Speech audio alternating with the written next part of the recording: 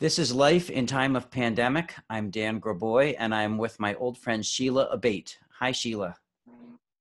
Hi, Dan. Shelagh is a horn player, as am I. We worked together mostly under Broadway at Broadway shows for many years. And now she's talking to us about what changes COVID-19 has wrought to musicians and about her life. And so let's get going. First of all, how are you? Are you healthy? Have you been healthy? Thank you. Yes, I am healthy. I feel great. I'm pretty sure I had some form of the coronavirus earlier in the season. I think it was probably early February. I felt under the weather and exhibited some of the symptoms, and I stayed home. But this was long before we knew what was going on. This was long before we knew what was coming. And I had this feeling, knock on wood, that because I've been feeling so normal and so well since then, that I paid my dues. I would like to think that that I've been there, done that, but I'll just keep hoping and keep my fingers crossed. What were your symptoms? It's interesting that you ask because I get a cold of some kind once a year, and it's always the same. And it's always a super congested head cold situation. But this year was different. And this was completely this was respiratory. And of all of the problems that I've ever had, cold-wise as an annual, when I'm under the weather, it's never really been respiratory, and certainly not in this way. I couldn't breathe without coughing. I couldn't play the horn. I showed up for a show at one point feeling under the weather. And as soon as I sat in my chair, I was full of regret. I got through that show, and then I went home and went to an urgent care, and I was prescribed a Z-Pak, albuterol. He gave me a steroid, gave me some prednisone, and I was in bed for 5 or 6 days, and then I was better.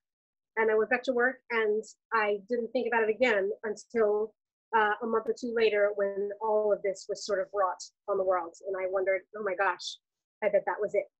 Wow, I'm so glad that you recovered. So, yeah, I mean, it's not easy being in bed for 5 days, but compared to some people, you had it easy, I guess. I certainly did. I feel very lucky in that respect. Sure. Ever since you got to New York many years ago, you've been incredibly tied in to many, many musicians. You're that person who knows everybody. And so can you give a sense of what's going on in the music community? I mean, it must be terrible. There's no work at all. There must be some sick people. So what's going on? Well, the sense of what's going on is there's nothing going on in the musical community. On March 12th,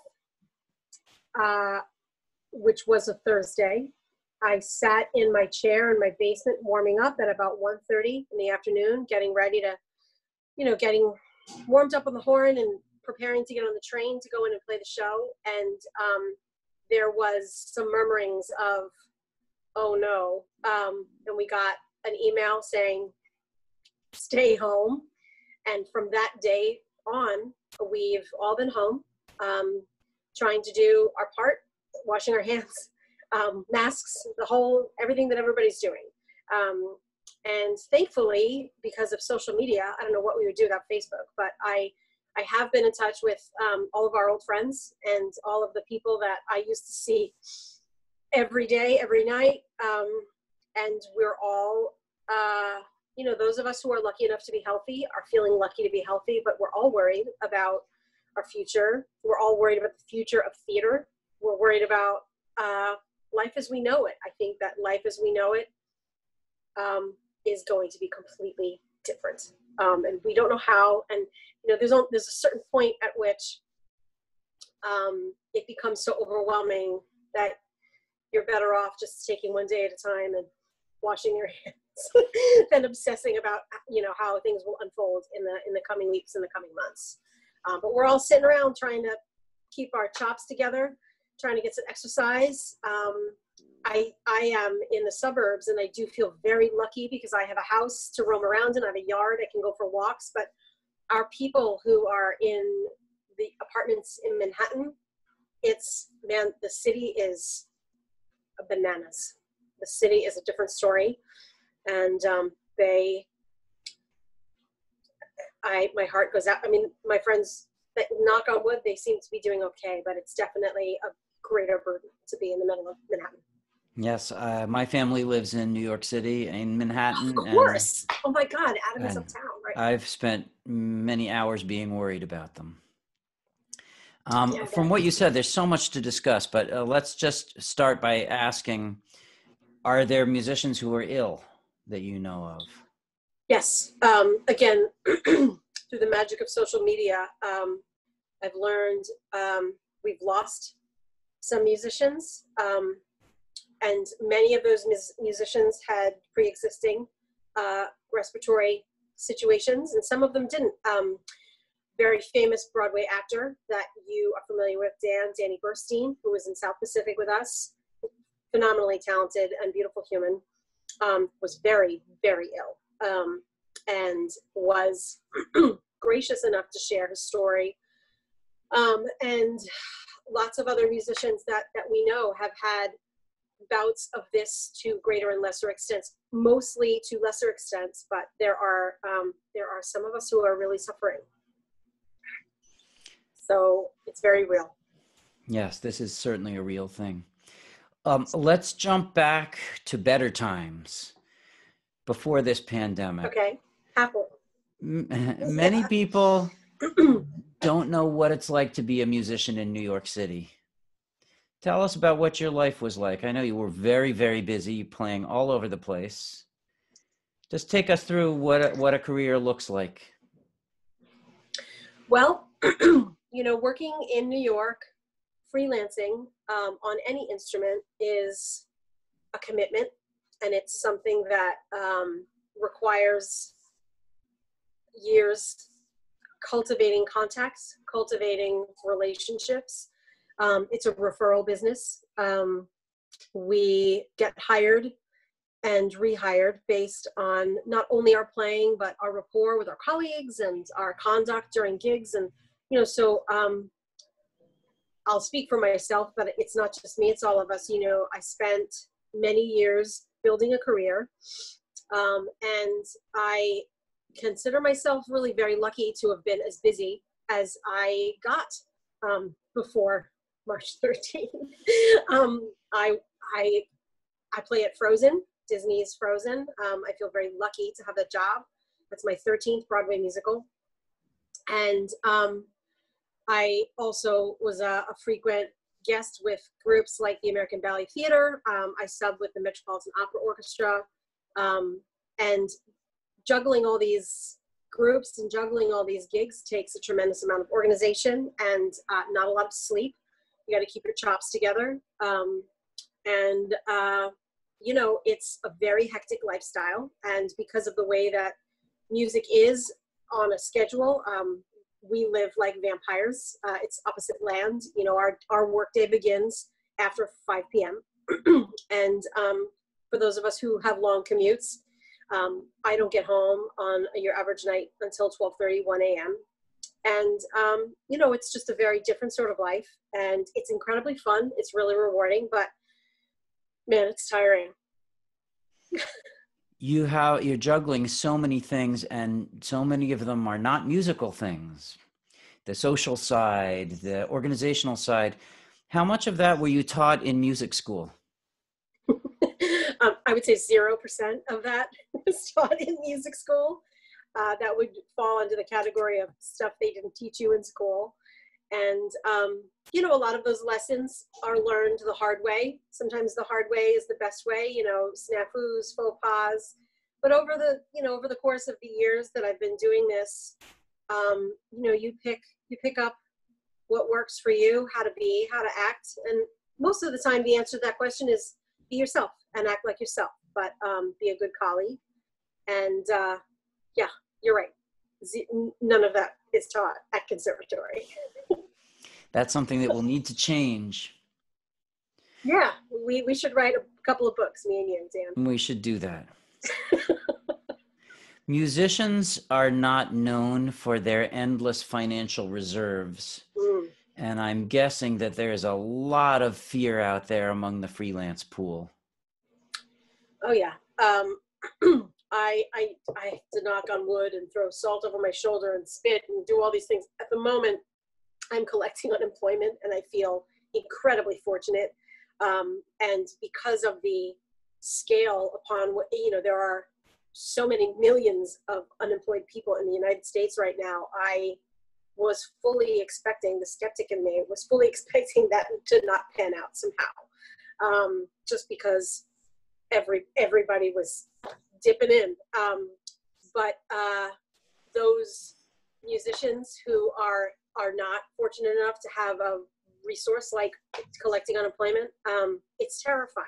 And we are at the mercy of our own ability to save, or whether we had the foresight or the discipline, or whether we were just in the habit of saving, or, things come up, yeah, it's a very scary time. No one saw this coming. And so it was impossible to sort of get our ducks in a row to any great extent before the world stopped. Right. It happened very quickly. Yeah. Do you have a sense of whether, let me step back a second. When we perform we're performing for groups of people that are closer than 6 feet apart. And Sure. So it seems like it may be a while before we're able to come back to do this thing that we do. Do you have a sense that people are thinking about alternatives because they have to pay their rent and they have to eat? And have you thought of alternatives? Yes, to address your questions sort of in order. The arts being an essential part of life in terms of the pyramid of working people.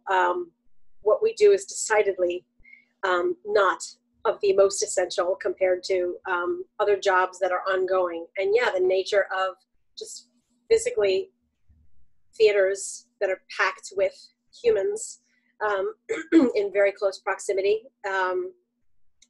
many or most of them children and families. It's not an environment that sounds like we'll be ready anytime soon to pick up again. And I think it's too soon. It's very hard to make any kind of a call as to when that will pan out, because so much has to happen beforehand. It would be wonderful if in 20 minutes they announced that they developed an effective vaccine and the ball could start rolling in that direction. But at least as of this moment, on this day, to the best of my knowledge, that's not the case. So as an alternative, my colleagues and I are all thinking of and trying to invent and innovate new ways to communicate, to express, and sure, ultimately to make some money, playing our instruments and performing together. We really kind of have to reimagine. Until we get the green light and we go back to normal, we have to reimagine what we do and how we do it. And so far, technologically, as incredible a resource as Zoom is, and what we're doing, and these virtual meeting forums, they're awesome. But it's not an optimal platform through which to play live music with your colleagues. It's better than nothing, but it's got some limitations, and so we will continue to sort of try and evolve and figure out how to move on to the next phase. I would suspect that many people thinking about classical musicians would think in terms of the beauty of the art form, and we're up there trying to create magic through the world of sound, but we also have to buy groceries. And it's easy to think that the economics of our business might sort of sully the artistic side of what we do. And yet it's a reality that musicians must earn money. And they spent years and years training in music school, practicing for hours and hours a day. I think it may be possible, but I would like to get your thoughts on this, that there will be a reduction in the number of people, at least for a while, who can make a living, even when we come back, playing music. I worry about what those people are going to do. They're incredibly smart and highly trained at what they Yeah. do. Yeah. Is there talk among New York musicians about that, or is that something that's kept very private? As far as my sense goes at the moment, I think it's too soon. I mean, we are still in the overwhelmed phase of what this is, and what it means. But you're 100% correct. I mean, just, and I'm speculating, but when on March 12th, I would venture to say that there were about 27 shows in operation on Broadway. And just by virtue of the time that's passed and the $0 that those shows have made, to whenever we're up and running again, whenever that is, that number will go from 27, if we're lucky, to 5 maybe, or 3. Just that alone will decrease the number of active musicians working in one city doing one specific type of industry. So you multiply that by everybody else, and it's staggering. I'll be honest with you, Dan, I'm not ready to think about it. I'm not ready to think about how terrible a transition this is going to necessitate for us to get through, and survive and evolve to whatever this develops into. That said, a classical musician who's played on a professional level has spent so many thousands of hours perfecting a craft that their ability, classical musicians just function at such a high level that there are going to be few things that they won't be able to do. I mean, the skill set it's strong. So while playing the horn might not be in someone's immediate future, doing something else at as high a level or higher that's highly probable. And unfortunately, that might not be that person's first choice of employment. But I hope I'm making myself clear. I feel like I'm You're very being clear. articulate about it. But I mean, we've spent so long being so detail oriented and doing what we do at such a high level that transferred to most other industries, I think we'd fare pretty well. I think we'd do okay. So as a professor of horn, I work very hard to try to give my students a very broad skill set of the kind that you're talking about, that encompasses what has to be done to be a musician, but certainly would apply in other areas. But I'm curious how you conceive of this skill set. What can musicians do and do well because of their work in music? I think basically our ability to problem solve, to troubleshoot, and to attack our instruments in a process. It's a process, and it's a slow process. And what's so fascinating is, the year 2020, most other aspects of our lives, anything that we want, we can achieve immediately. We want information, we Google it. We want to read about giraffes, we look at the Wikipedia article. I mean, there's endless resources that immediately are attainable. But you want a good sound on the horn, it's an analog business that's going to take years, while sitting alone in a fortress of solitude, just playing long tones. And so the familiarity with that pace, I would say, is pretty rare in this day and age, and an invaluable concept to be familiar with, because there's pretty much nothing we can't do. I would add to your description, which is excellent, the ability to work alone on a project until it is solved, the ability to hold things oneself to a high standard. Yeah. Also the ability to work with other people, using methods of communication that are sometimes verbal and sometimes not. The ability to decipher codes. I mean, our music is written in code, and from what notes we see on the page, we have to create a whole imagined reality. We're very practiced at doing that. It's true. Would you agree with that? That skill set is pretty powerful? Yeah, I would absolutely agree. I've never thought of it in those terms, but that's a beautiful way of looking at it. Yeah. Yeah, and I think those skills musicians hopefully will be able to apply them if they need to not be in the music business temporarily or, God forbid, permanently. They would be very valuable employees in so many different businesses. Agreed. Yeah. What about your own personal playing? Did you find that your response was to put your horn down and say, I need a break? Or was it to say, I'm going to practice my butt off? Or what have you done? Or some combination? Or what have you done? Well, filed in the category of silver linings. At the point at which we all stopped doing everything, I was at a point of a personal point of burnout, mental and physical burnout. And when I say physical burnout, I mean literal physical burnout. My musculature here was fried from playing many shows, many consecutive weeks for many years. And the kind of playing that's involved in Broadway musicals is very athletic. It's very loud, and it's very high in its range. And so it's demanding in a certain way where I was on one level, and I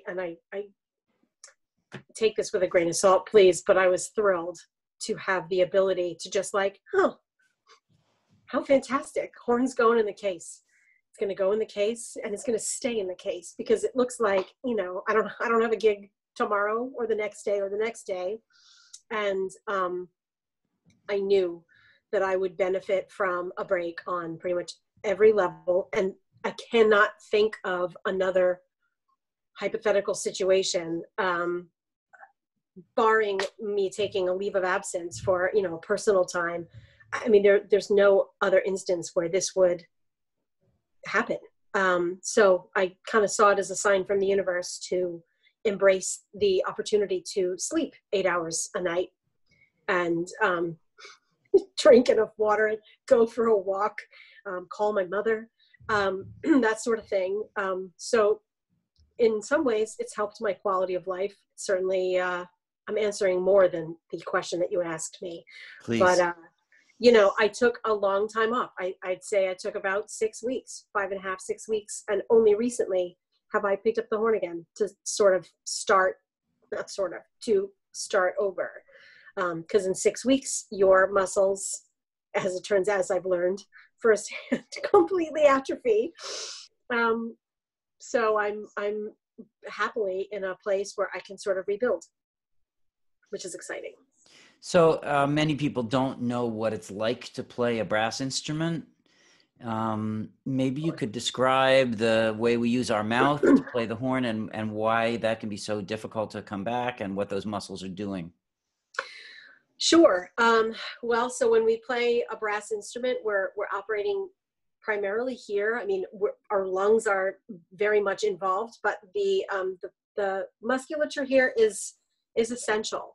And we, over the course of years, we develop really strong muscles in the corners of our mouths and all the surrounding muscles here, as well as the lips themselves. And what I found for myself is that like the muscles and the skin of my lips were toasted, just from playing, as I mentioned before, the kind of music, the kind of playing that is in a Broadway show. So, for those of us who are familiar with what that means, it's a very loud, bombastic, exciting, dynamic musical experience. And so most of us who are playing instruments in a Broadway musical are playing loud all the time, most of the time. To the extent that you're feeling, I'm asking you this, very fatigued at the end of the night, or maybe even in actual pain in your lips? I'm very fatigued at the end of the night. Yes. I'm happy to say that on only a couple of occasions in my life have I felt actual pain, like pinpoints, like I perhaps pulled a muscle of some kind.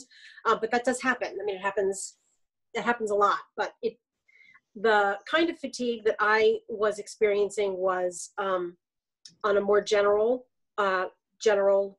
scale, and but still important to pay attention to those signs, because over a period of time, if I continue to abuse my muscles, I would injure them. You have sports injuries. I mean, being a musician on any instrument is the same thing as being a professional athlete. You're using your body on a regular basis, controlled muscle groups, and it's all very systematic. It's all very injuries take place, and it's important to take care of your body. And those tender lip muscles are placed between enamel teeth and a metal mouthpiece. Yep. Yeah, we're blowing into a tiny metal tube. So you started coming back. When did you start taking the horn out of the case again? Horn came out of the case in earnest. Today is Wednesday. Over this past weekend, I picked it up. Okay, so it's just been a few days. Oh yeah, fresh as a daisy. I should mention that we're talking on the 22nd of April. So just to give some context, my university shut down on March 13th, so just over a month ago. Yeah. And you said March 12th was the first night of Broadway going dark. Correct.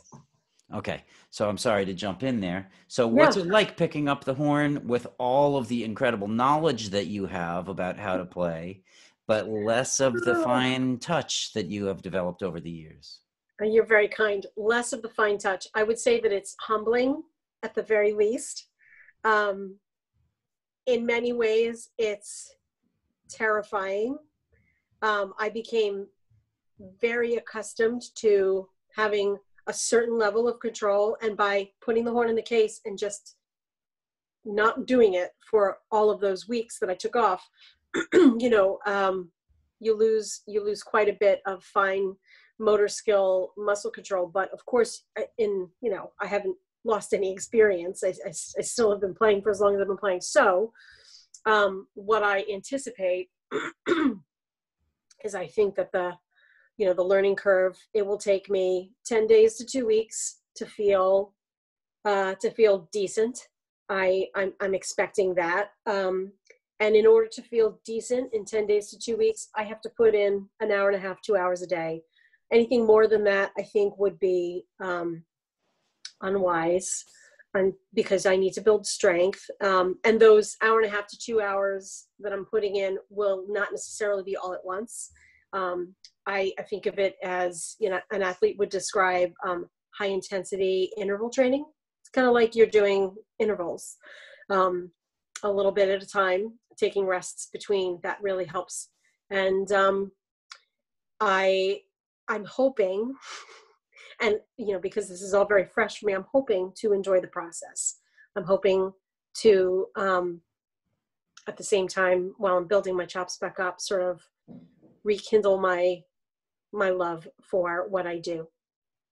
Before we talk about that, I am talking to you from my music studio. So I happen to have my horn right here, and I just want to show people that this is the mouthpiece, and this is where we blow. And that hole is just very, very, very little, and we're putting air into that little hole. And the mouthpiece goes on our lips, like that. So we have definitely this piece of metal with a little hole in it between the lip, with the lips in between it and the teeth. It's a tricky thing. Still got it, Dan. What was that? I said you still got it. So, so the question is, you're coming back now and you've got a little schedule for yourself, which you're probably not being rigid about, but you're expecting 10 days to 2 weeks, you'll be back. Sure. Being a freelance musician, at least in the experience that I have, and I think we were probably both quite busy as freelance musicians, Yeah. I found that there was very little time for personal projects. I want to learn this piece. I'd like to perform this piece. And one of the things about taking a university professor job for me that has been so great is the ability to develop personal projects. So I'm Yeah. curious, do you have this life of musical dreams that maybe can be made a reality now? And Yeah. if so, what's going through your mind? Yeah, I mean, you're right on the money. It's keeping up a freelance schedule leaves zero room really for personal projects that involve playing, because if you are lucky enough to have a show, you have to have a face to play it every night. And so, preparing for and practicing lots of other things it's near impossible to sort of balance that out. So yeah, I have a short list of things that I've been dreaming about doing for a long time. I would love to record a solo CD. I have lots of my repertoire picked out. And I have the time and the resources, meaning colleagues and locations. I mean, there's nothing but time right now to do that sort of thing. And I think that it would be squandered opportunity if I weren't to pursue it. I think it would be really fun to write not like an etude book in the way that you did, but I was thinking about writing like a freelance sort of guidebook, tips and tricks, exercises, how to prepare for this kind of gig, and then annotate it, talk about different experiences, different shows, different theaters, different players, to sort of integrate some of the culture of the New York freelance community that kind of unsung heroes in the music world. I think it's a shame that these players who are incredible in the world's finest orchestras, it's very easy to find out who they are and what they're doing. But a lot of what we're doing in New York is behind the scenes, and we're in the shadows a little bit. So it'd be nice to spotlight some of our people. Going back quite a few minutes, you were talking about before March 12th, there were around 27 Broadway shows running.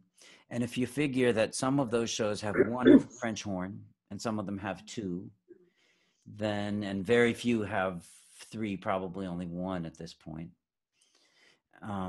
That sounds like there were maybe 38 full-time Broadway musicians. And people probably don't know that Broadway shows can be subbed out a show at a time. And so there's a sub pool. And that sub pool that actually works enough to earn a living is what?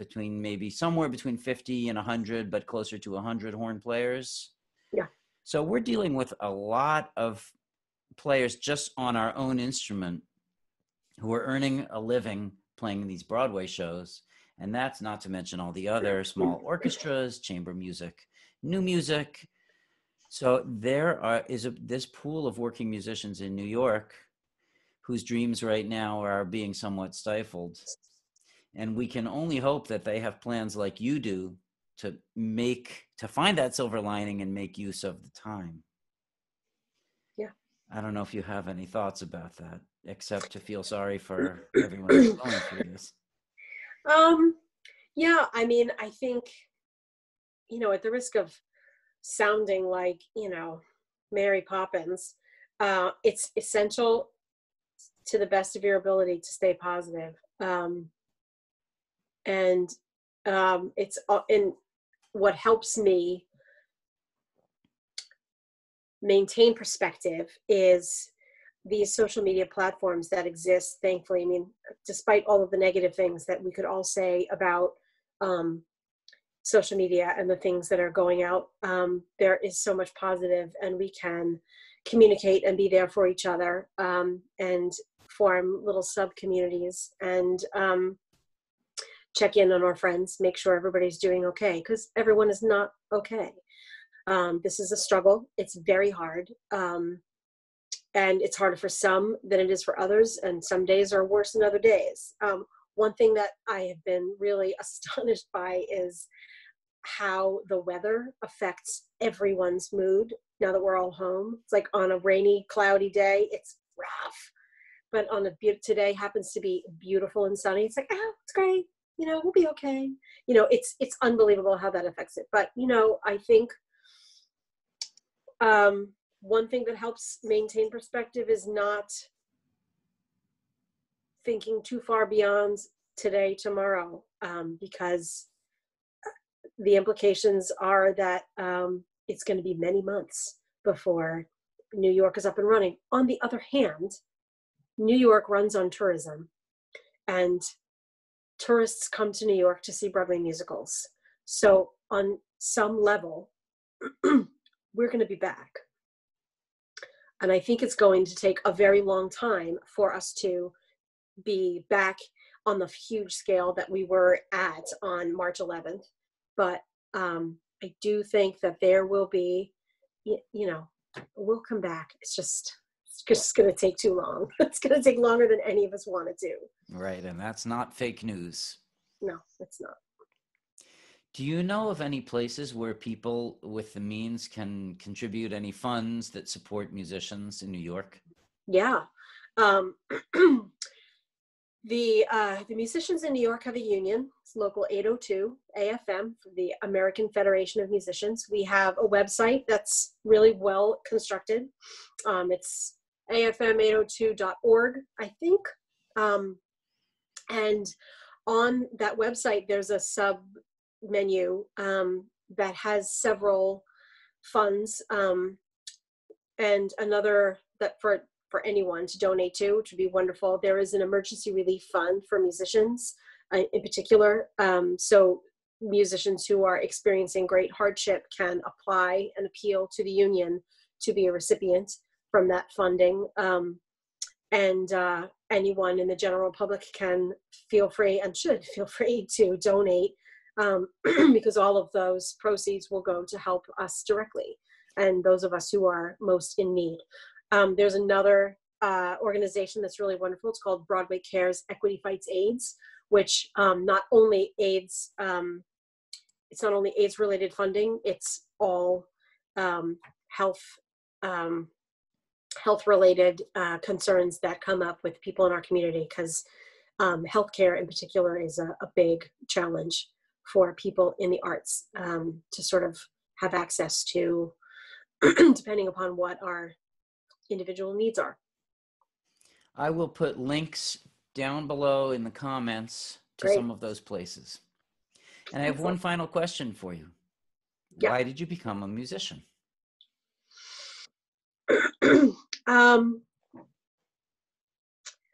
I became a musician because I was fortunate enough as a fourth grader on Long Island, where I grew up, to be in the band. Mom and Dad required that my sisters and I all play an instrument. And I played the French horn because I thought it was special. I thought that it sounded beautiful and special and different. And everybody was playing the clarinet. I didn't want to do what everybody else was doing. So I picked the French horn, and I, from a very young age, I would not at all put myself in the category of being a prodigy at all. I improved at a very normal, average rate, but the horn and playing in band was something that I enjoyed from day one. I remember being in band in fourth grade and thinking, man, this is really awesome.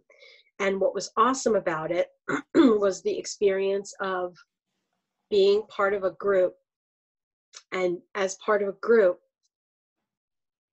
the whole is greater than the sum of its parts. I mean, I felt like I was part of something really big and very meaningful. And as I grew older and as I grew better at my instrument, that just intensified to the point where when I was late in high school, an upperclassman in high school, I was hooked. and I was sold, and I was going to figure it out. Even though my parents were terrified about that, I was going to figure it out, and I did. And that is why I became a musician. Thank you for talking with me. It was such a pleasure. Thanks, Dan.